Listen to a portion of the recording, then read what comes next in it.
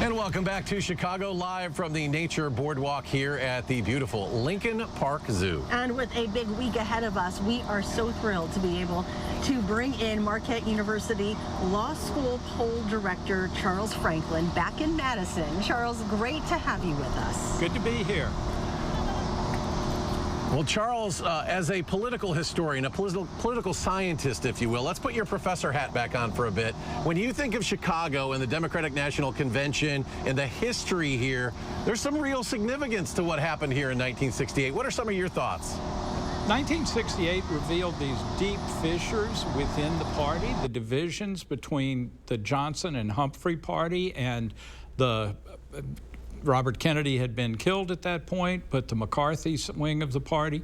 Those divisions also kind of led to the development of the modern primary system, where instead of backroom deals picking the president, you have the current popular vote through a series of primaries.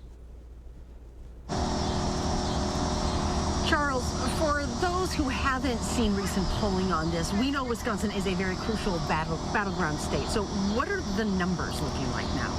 Well, our last poll, released a couple of weeks ago, had it as Trump by 1 with registered voters, but Harris by 1 with likely voters, and Harris by 2 when you included the third-party candidates. This morning's polling average is about a 1-point Harris lead in the state. Very close. You know, when we left Milwaukee last month, let's be honest, you know, there's always a little momentum coming out of a convention of enthusiasm, but the Republicans at that point were riding a massive wave of it. Have you seen anything like this with the change of momentum that quickly? No, it's been a very dramatic shift in momentum. In fact, in the polling after the Republican convention, but before the day Biden dropped out, Trump was leading in average polls in Wisconsin by 4 percentage points. Then that reversed very rapidly when Harris got in the race. And we saw Democratic enthusiasm shoot up 20 points. Republican enthusiasm went up by 7, showing their convention bounce. But the Democrats made up most of the gap between their low enthusiasm all year and Republican enthusiasm. Charles, this is so unconventional, the way things have happened so far, and with the change atop the Democratic ticket, how does that change the process when it comes to polling, if it does at all? Well, it's been a challenge to keep up with the changing names and the candidates.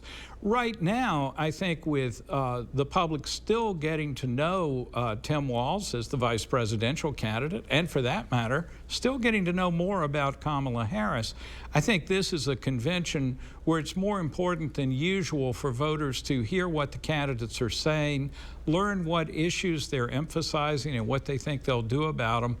And that will be, I think, a real driver of attention to the campaign the convention this week. Well, Charles, we're down to 78 days, 11 weeks from tomorrow. It's already Election Day. We know how quickly that goes. And what are some of the key things you're looking for, some of these voting trends, maybe what you're going to look for in this final stretch run? And I know you've got, I don't know what your schedule is for your polling that you have planned in the near term. Well, 3 more polls coming up between now and Election Day, so we'll be pretty busy with those. I'm continuing to monitor the issues. Who do you think is better on a set of 7 or 8 issues that both campaigns have been talking about all year? Is there much movement on that? There looked like there was a little movement since the RNC, but it's not upside down.